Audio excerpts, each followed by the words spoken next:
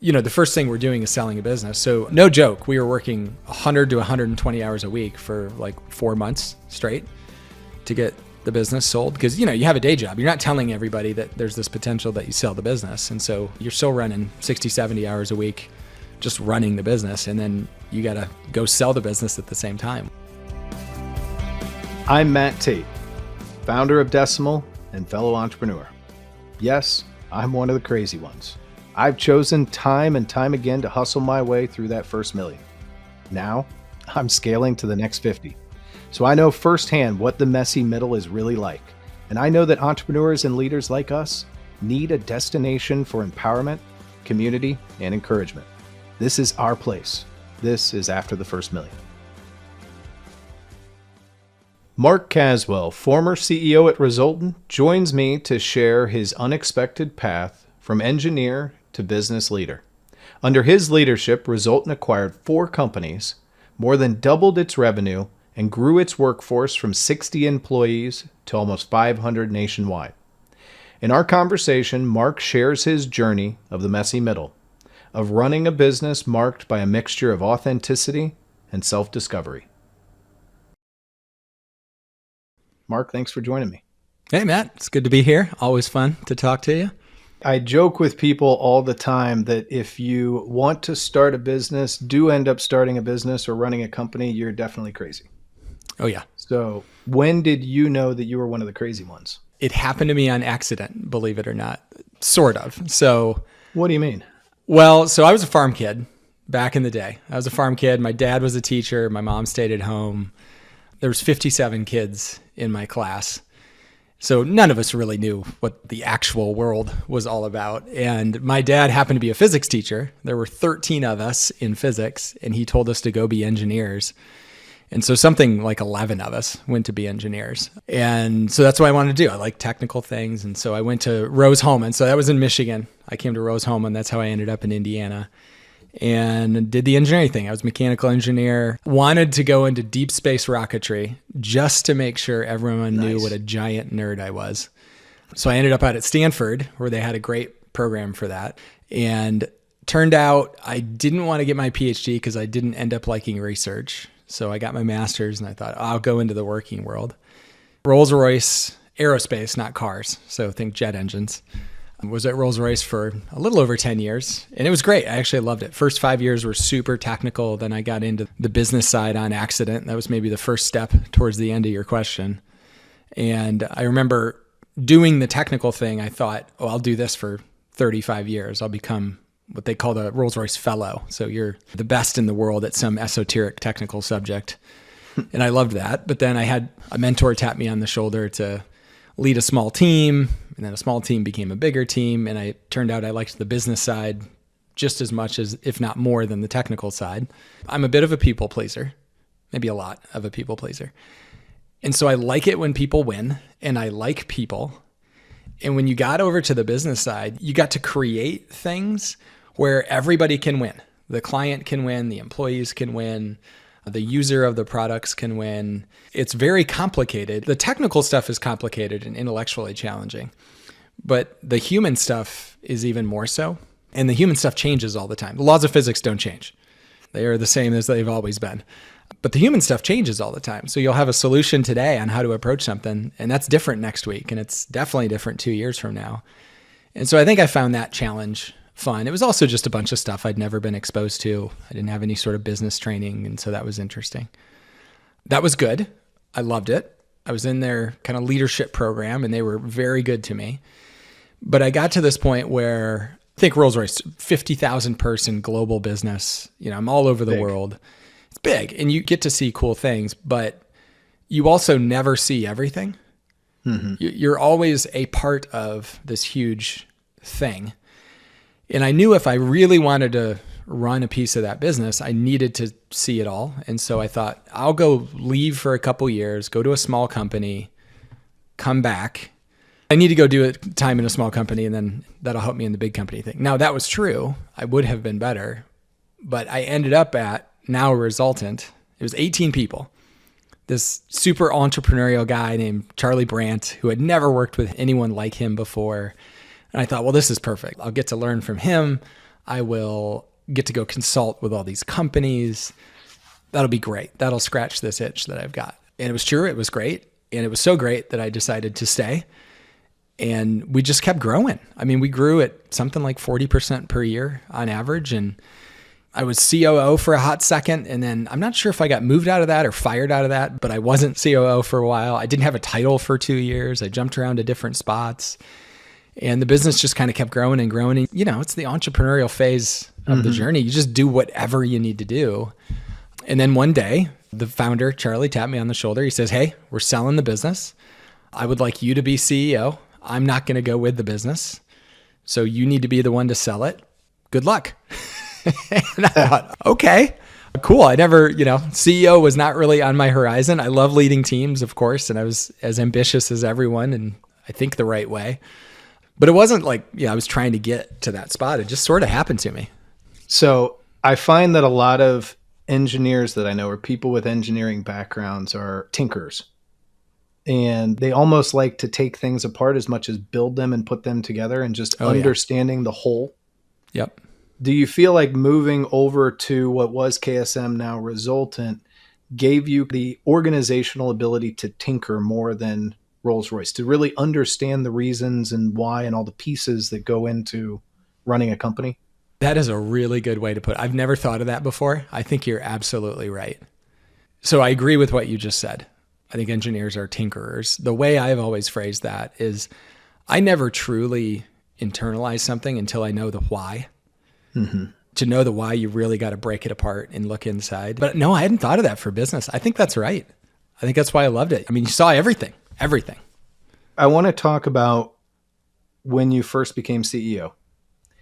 But for those years when you were kind of wandering in the wild and had no title, was that hard? Was that fun? Were you able to just do a lot of different things?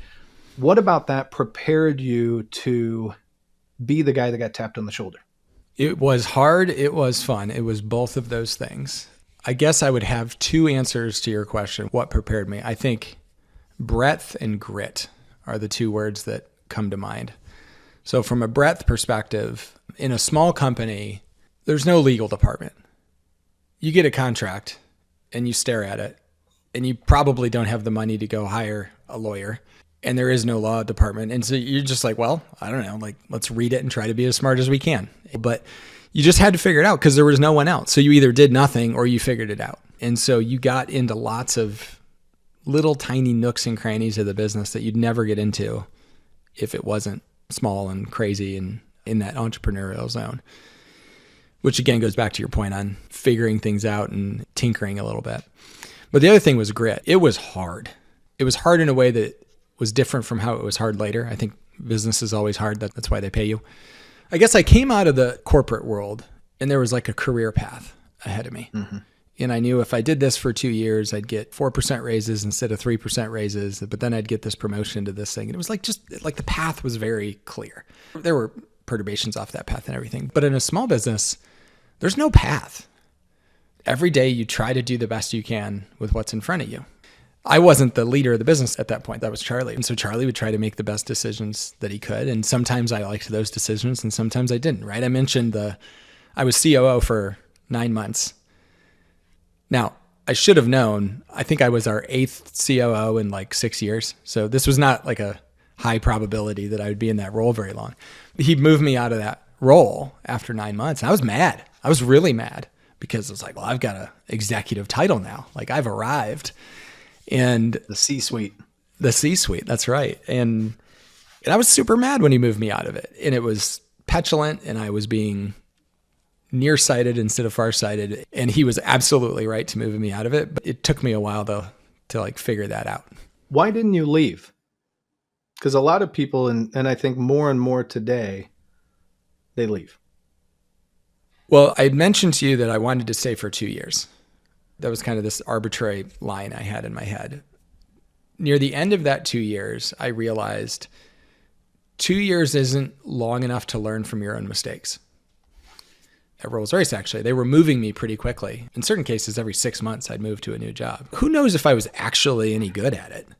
Because by the time all your mistakes come home to roost, somebody else has the job and it's not your problem anymore, right? So when I got to that 2-year mark, I remember thinking, I haven't been here long enough to know if the things I've done were really good. I need to stay here long enough to deal with my own mistakes. The first time I thought I want to go do the next thing because I want to learn is when I came to Resultant.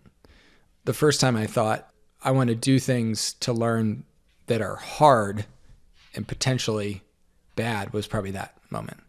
So when I moved out of that role, I remember thinking about it, like, of course, like maybe I should go somewhere else if you move me out. And it actually didn't take me that long to figure out, like, no, there's so much more to learn here. Like, suck it up, Caswell. And maybe he sees something that you don't see. Maybe there's another opportunity. You can't just throw in the towel because you had one bad day, right? Figure out what you need to learn and keep moving forward. What you've talked about so far, that moment and that kind of transparency and honesty with yourself feels like a big turning point for you. And now that you've done this all the way through multiple exits, almost the first executive thought, that felt like a turning point for you in your thinking like a CEO. Maybe. When you decide you want to learn from your mistakes and have that full thing come full circle, when you have our job, there's no running away. Yeah. There's nobody else to point to. And so you get used to accountability. Yeah. But you were seeking it. So I mentioned my father was a school teacher. So when I was growing up, that was my experience of his job. Actually, I had 4 jobs. He refed basketball, he coached, he was a school teacher. He also did township supervisor and some things like that. Needless to say, the guy works pretty hard. I had a good example. After I left the house, he ran for government in Michigan for the legislature. So he won 3 terms as a House rep, and there were 2 counties together. And then he ran for Senate and won a term for Senate. Could have got a second term, but he decided I'd rather watch the grandkids play sports, so he didn't run again. But I remember when he first got elected to Senate, he calls me and he tells me, hey, I won. And it was some crazy, like he got like 80% of the vote or something. It was crazy, right? He made this comment to me. He says, it's really humbling.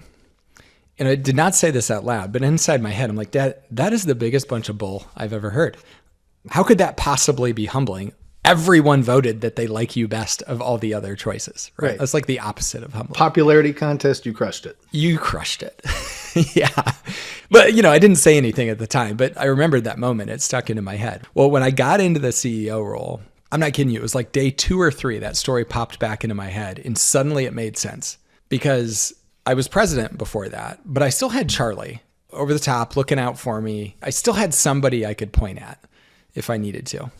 And once I got into that seat, there wasn't anybody else to point at. And all of a sudden you're like, crap, this is humbling. And the reason it's humbling is because you realize you're not enough. You're just not. There's no one human being that can do it all. You need amazing people around you. You're going to have failures. You're going to have gaps. You're going to learn. And that is really humbling. It should be humbling. Now, if you're a complete narcissist, I think CEO is the best job in the world because you just make everything everybody else's fault. But if you're not a narcissist, it's really humbling because you're not enough and you never will be. I want to ask you about when you first took over the CEO role, but I want to fast forward really quickly. So you joined Resultant when there were 18 people. Yep.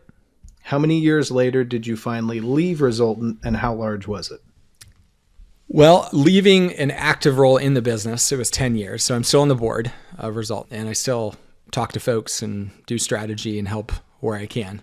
But leaving an active kind of day-to-day role, it was 10 years and we're just a little shy of 500 folks when I left. So you grew just a little bit. A little bit. Maybe 3/4 of that growth was inorganic, and then we did a little bit of acquisition as well. We bought 4 companies along the way. My point in bringing that up is you have had quite a bit of success over that 10-year period of growing a company, of building a business, building a culture through a lot of different things. When you started as CEO, you started with 2 big problems. 1, you're CEO, and that's a problem for all of us. 2, you were going through an acquisition. Yeah, true. Yep. Which is also not an easy thing to do.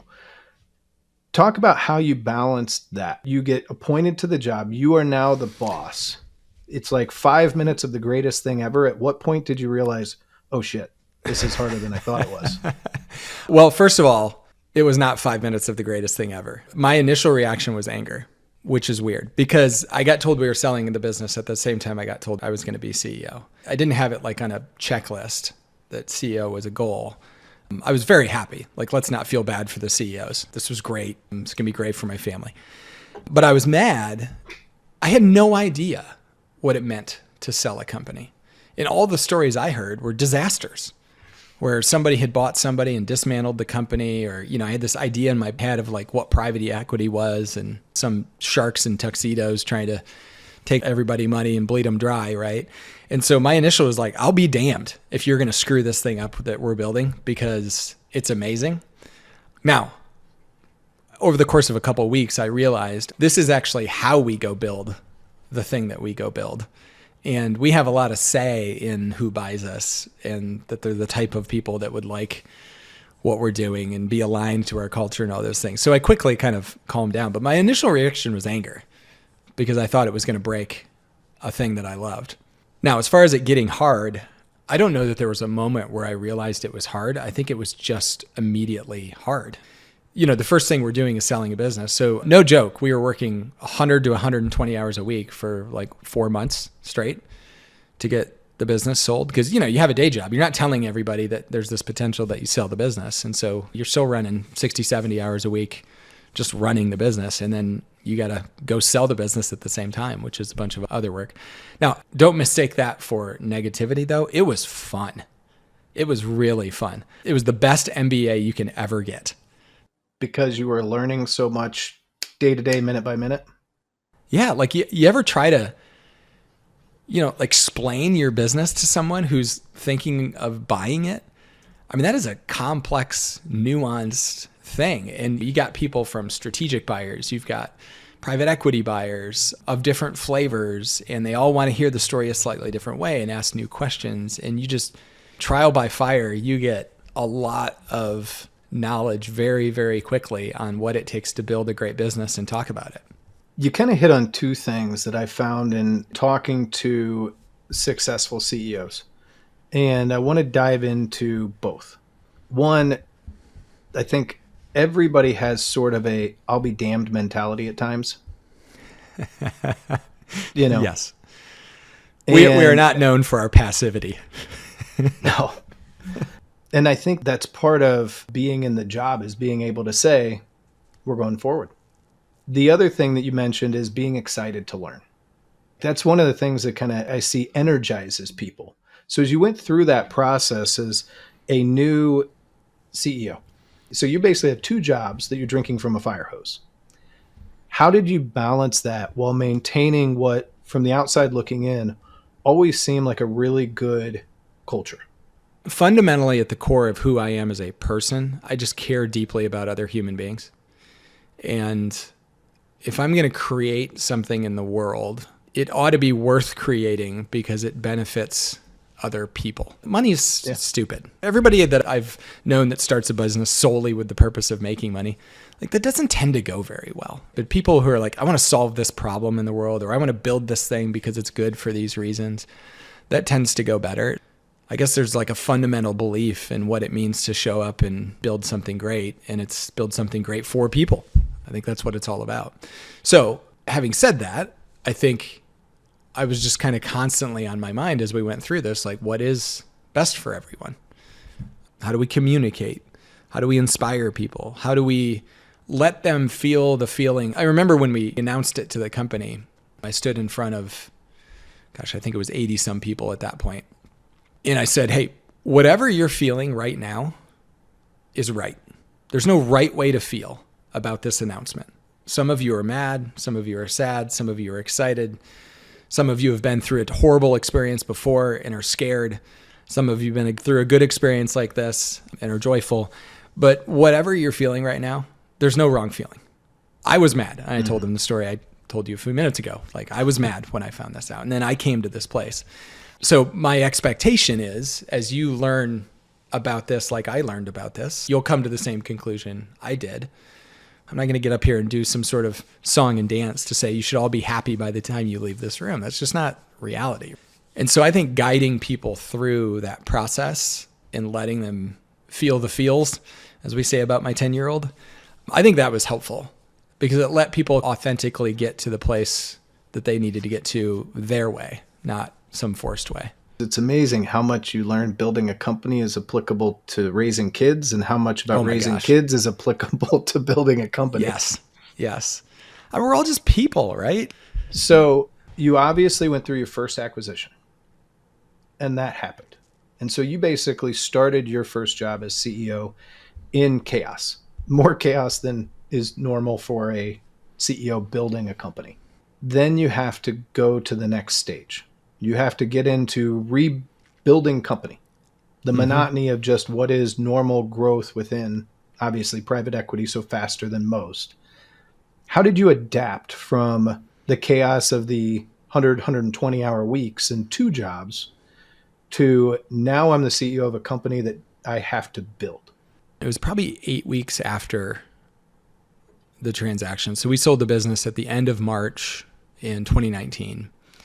So this would have put kind of end of May, call it. And one of my friends in the business, she came to me after some meeting and she just kind of looked at me. She was like, "Hey, are you okay?" I said, yeah, I'm totally fine. Why? She goes, "I don't think you're okay." And luckily I had a friend to say this to me. But what had happened is I had been up at this stress level. And by the way, it wasn't a bad stress level. I told you it was fun. Like there were hard parts for sure. There always are, right? But mostly it was fun. It was engaging. I was getting to scratch that curiosity itch and all that kind of stuff. But out the other side, I felt like I'd come down in stress, but I'd only come down a little bit, which felt better. But it wasn't down to like a normal, sustainable, apparently pleasant to be around level. And luckily I had a friend that was like, "Hey, maybe you ought to get yourself together, man." And after that, I had to take like 6 weeks to methodically walk myself down. Like it was a process to walk myself down, to get myself down. And I'm like a fairly hyper person on average. So just to get down to like normal hyper Mark, that was really hard. And this isn't just a CEO thing. I think this is an everybody in all aspects of life thing. Like when you go through hard stuff and you come out the other side, you got to like take care of yourself. I think we all learned in high school, if you go run a race, you got to stretch afterwards. Otherwise you're going to cramp up and be miserable for a week. I think it's the same in life. Like you go through hard things, you go through stressful periods at work, and you got to, like find a way to walk yourself back down afterwards to get to a sustainable level. That was tough. That was really tough. I would say I lucked out on the running the business side because I had a phenomenal team. We've always punched above our weight class on the talent we're able to bring to the organization. And much of what I was doing in the sale of the business, which was describing our future, talking about the business and the pieces of it, was kind of also my job on the other side. Granted, in a different context, but I feel like we had such amazing people that all I really had to do was point at the mountaintop and be like, "That mountaintop over there, it's worth taking for all these reasons. Let's go, y'all." I'm also a terrible manager, so nobody really wanted me to do that. I always joke that I'm good at getting people to jump off a bridge. I just can't get them to line up to do it. And it sounds like it might be a similar problem. So one thing that you kind of brought up that I think is important, and you and I both grew up, 80s, 90s was a lot of our formative years. And understanding balance, mental health, how to take care of ourselves, I wouldn't say was a big part of my growing up or a lot of people of our generations growing up. Nope. Was this the moment that you started getting a good understanding of that? Or when did you start understanding that the best you involved occasionally being selfish for you? Yes, actually, that was the same time. And what's interesting is I had been told that before. Like as a leader, you have to take care of yourself so that you can take care of your team. I'd nodded my head when somebody told me that. And I think I actually just thought it was BS. Because, for a lot of us, the first 15, 20 years of our career, we just achieve. You just get stuff done. And if you tend to get it done faster and better than everybody else, like that's what you're rewarded for. But at a certain point, that achievement thing, it becomes impossible to achieve all the things anymore. And in fact, you would argue as a CEO, that's not really your job. Your job is to create an organization that achieves things, not personally achieve things. And I've seen a lot of us coming out of the land of entrepreneurial get stuck at that place where we think it's still our job to achieve, or things start going bad. And so you go back to what used to work, which is you personally doing everything, which, by the way, works less and less the more into that journey you get. But yeah, that moment made it real for me. The organization needs me to show up well. Nobody wants to work for a burned out jerk. You've heard that phrase. Yeah. If I don't show up well, then the organization's going to suffer. The mission is going to suffer. The clients are going to suffer. And therefore, it's actually on my job description. One of the things I almost say to everyone is like, listen, the first bullet point on your job description is manage yourself. Like, you have to take care of yourself. You have to manage your life, because if you get too far off in one direction, like, it's going to go bad for everybody. I mean, let alone you. It's going to go bad for everybody around you. One of the other things that I think that I've learned, and I'd be interested in your take on this, is that taking care of yourself is like go-to-market fit. It's a moving target, and once you've found it, you're going to lose it again. Mm-hmm. How did that kind of play itself out throughout your journey? Well, I had an executive coach for a while, Jennifer Manning, who is amazing and was tremendously helpful to me in figuring that out for myself. And we would just talk about it. So I think that is probably one piece of advice I would have, is like, get out of your own head and get help from other people in figuring that stuff out. The times in my life where I've gotten stuck in my own head with my problems, that never really goes well. In fact, sometimes it goes pretty bad. You got to get people around you to help you. So talk about this stuff. I got a network, Matt, you being one, a network of other leaders that I would talk to, and we just talk about this stuff. You're absolutely right. The target moves. The best example in our life is we have 3 kids. Sam is 15, Kate is 13, Ella is 10. And so, like, how we take care of our family in that period of life is way different than when they were babies, is way different from when we didn't have kids at all. Will be way different from when they're in college and we're empty nesters. So let's go back to, you have sold the company to the first private equity firm. And normally your first private equity firm has a hold period of X number of years. You guys blew that out of the water and grew like crazy. Mm-hmm. One of the things I talk to people about, as our company has grown, as they grow their company, your job as a CEO changes. And I know you and I have talked about this in the past. Talk about how, as that job changed, that affected you, and when did you start to realize it? Talk about that growth and what it meant for you. In a high growth business, the leader you have to be now is different from the leader you have to be 6 months from now. Unfortunately, to learn how to be the leader you need to be 6 months from now, you need at least a year. You're just never caught up, ever. And you do the best you can. You bring other people with you. It's part of why a great culture is important, because it gives everybody a little bit of a leeway as well. So we closed with Renovus, who was a great first partner for us. I say they just unleashed us. Like, we just started running. And I think we sold the business 21 months later. It went well for them. We grew the business approximately 4x over that time. Little shy of 4x over that time. And it was a blast. And we had a lot of momentum. I mean, we were just doing meaningful work in the world. So a lot of opportunity came our way, and we didn't really have to create a lot of structure and process and discipline to do that 21 months of growth. And if you don't have to, you tend not to. And so we just didn't create a lot of that structure. Well, then we sold the business again, which was hard and fun again, to InvestCorp, also a great partner. By the way, like, I had this idea that private equity people were jerks. None of them I've worked with are jerks. I'm sure there are jerks. There are jerks in every industry out there, but surprisingly great, smart people, at least per what I'd been told. So we had a second great partner in InvestCorp. Renovus also continued to invest in us. But right after we closed with that, what we realized is, like, this next phase of scale, it's going to require a lot more diligence. It's going to require a lot more structure, a lot more focus. It felt like in the course of like 3 months, we just like became a different business. All of a sudden we were big. Now, not as big as Rolls-Royce was, but for a smaller company, we were big, right? We were like corporate E. And the type of leader I had to be in that was like totally different. Like, of course, the inspiration stuff, the culture stuff still 100% applies. But like my day-to-day got a lot different. Started to shift towards board management, first of all, became more and more important. I was leading and managing executives, and it was the executives that were doing a lot of what I used to do inside the business, even from a strategic perspective. So more of my day-to-day became management. And then the pieces inside the business that were important to build were the structural components. We needed a phenomenal finance team. We needed a phenomenal FP&A team.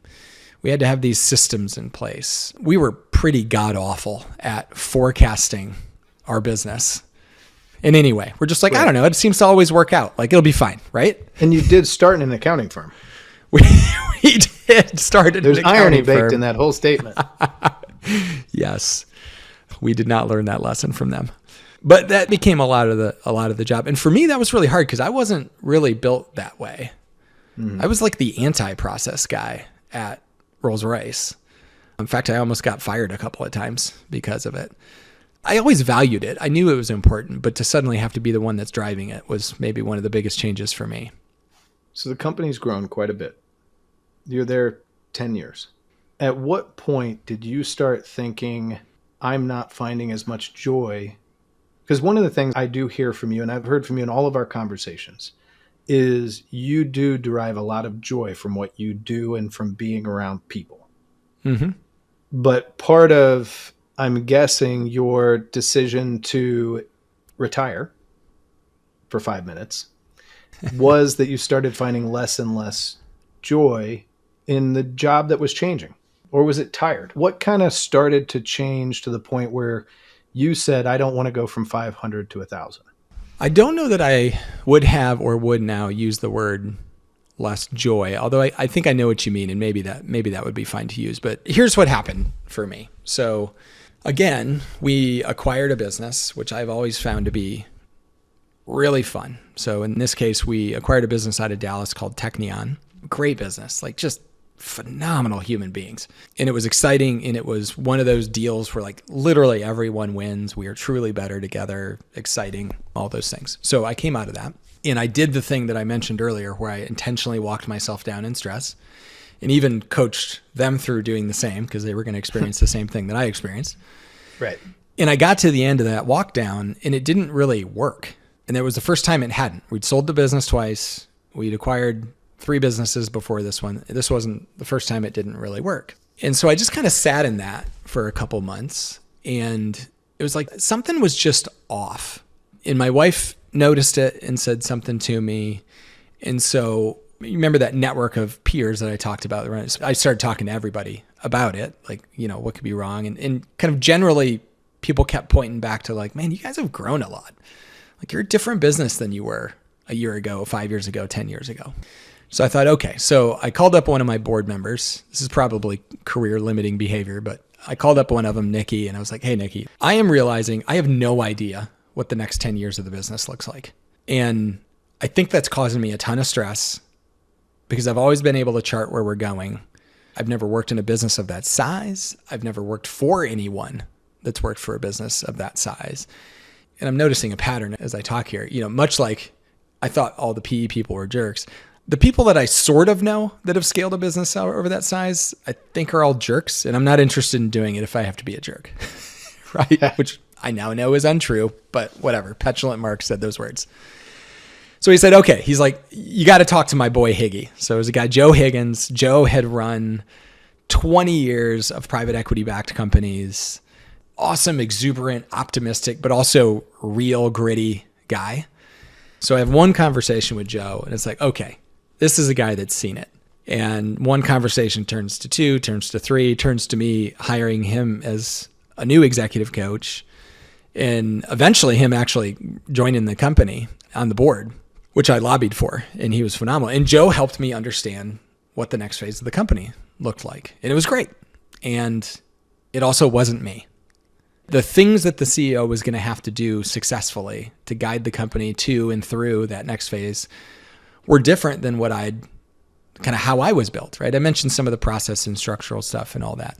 And it was a few other things as well. And so yes, there was like a me component to it. Like, what do I want to do? How do I want to be fulfilled and joyful and all that kind of stuff? There was a little bit of that, but I would say there was more of, if I'm a responsible leader, how could I possibly have built a thing over the last decade and not find the best way for it to go through the next decade, even if that best way isn't with me at the helm? Like, it's not about me. It's about this organization achieving what we're trying to achieve together. Right. And so I went back to the board and I said, hey, here's what I'm feeling. I said, I'm not running out the door, but I have a sense that there's a better leader for the next phase of the business than me. And I think we owe it to ourselves to go look. And if we find him, great. Let's hire him or her. If we don't find him, that's okay. That's not an emergency. We'll keep going. And so we went out and we did a search. And for about 6 months, we didn't find him. It was kind of underwhelming, actually. Some conversations were great, but some conversations were not great. And I'd kind of thought like, okay, maybe this isn't going to happen. Like, and we were keeping going and the business was running well. And we just had, I think we set a record quarter, on track for a record year. And then we ran across Greg Layock, who is now our CEO. This is the person. He's been through it before. For the last 12 years, had been an executive at West Monroe that we had always looked up to as a phenomenal organization. They went from 50 million in revenue to many hundreds of millions in revenue while he was there. Like, he saw this whole journey. And he was aligned culturally. Like, we just liked him as a human being, smart, like all the things, right? And so we're like, okay, well, let's see if Greg will come. And he did. And we transitioned over the course of about 6 months, and it was a phenomenal decision. Great for the organization, great for Greg. I'm happy. So I'm really glad we had that extended moment. So going back, when you really looked yourself in the mirror and you said, I'm not the guy for the next 10 years, did you find that to be a hard thing to do? Was it liberating when you finally made the decision? Combination of both? That's a pretty vulnerable and transparent moment with yourself. Probably both. I mean, it's hard to admit your own limits. Yeah. That is always hard to find and admit a new limit. I think that part was tough. And, you know, there's some like identity stuff that comes up. And I think I was lucky that I hadn't tied my identity too closely to being the CEO. It's like, that's who I am. It was hard. I mean, when I announced it to the organization, I was like right on the edge of tears the entire 20 minutes I was talking to them. I think I crept over the edge like one time because I love that place. I love these people and what we'd done. It was meaningful. But I also knew it was right. That was the part that was liberating. Regardless of what it meant for me, it was the right decision. I've tried to always be about like, let's make the right decision regardless of what it means for me individually or us collectively. I think that's pretty cool. So now, like your dad, who, as you said, admittedly worked 4 jobs, did 4 things, 5 things, 10 things at a time. It keeps it's crazy. You step down as CEO. You're still on the board. Yep. You're also now doing some consulting. You obviously did not take retirement very long or well. I'm still engaged with Resultant. I'm trying to do what I can to help the organization still be as amazing as it is. I'm teaching at Butler, which is super fun. I'm teaching Entrepreneurial Accelerator, which is kind of the lean startup model. And I'm doing some executive coaching, which I mentioned. And then what I've kind of figured out is I'm actually not that great of an executive coach, because as soon as I start trying to coach, I just end up consulting. And so a bunch of friends and friends of friends, I'm just helping them solve problems. I guess you might call it management consulting. I don't know. It's just fun figuring stuff out with folks. Well, I think that's really cool. And I really appreciate you taking the time today. Yeah, fun to chat. Thanks for thinking of me. Before we wrap, one of the things I'd love an answer from you for is, what's one piece of advice if you could give yourself when you were first starting, you first got that CEO job, that you know now, what would you tell that person? You have longer than you think. I think I had given this advice to early career people before. In fact, that my class at Butler, I just talked to them. I said, okay, how old is everybody here? You know, they're like 21 years old. I said, okay, at what point in your life do you feel like you became kind of an independent person making some of your own decisions? And everybody kind of generally says middle school-ish, right? So I said, okay, call it age 11. So 10 years. I said, what age is everybody going to retire? Everybody's kind of like 65, 67, something like that. I said, okay, do the math. How long are you in the workplace? 45 years. The 10 years since you started being responsible for yourself, does that seem like a long time? Like, yeah, that seems like a long time. Well, guess what? Your career is 4.5 times as long as that. Right. I think all of us do that, though. I think we get into roles or companies or situations, and it just feels like everything is so urgent that it all has to happen now. It all has to happen at once. If everything doesn't go perfect, we're off track. That's not actually true. You have more time than you think.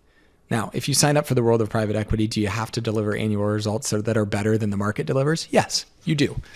But even then, you don't have to do it all at once. You can calm down a little bit. You can take some of the pressure off yourself to be perfect.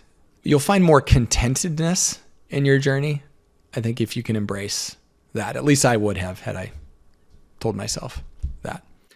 Well, I think that's great advice. Thanks so much for listening. After the First Million is presented by Decimal. To listen to more episodes and find tips to help make running a business easier, visit decimal.com/AFM. Want to join the conversation? Reach out to me on LinkedIn and let's explore the messy middle.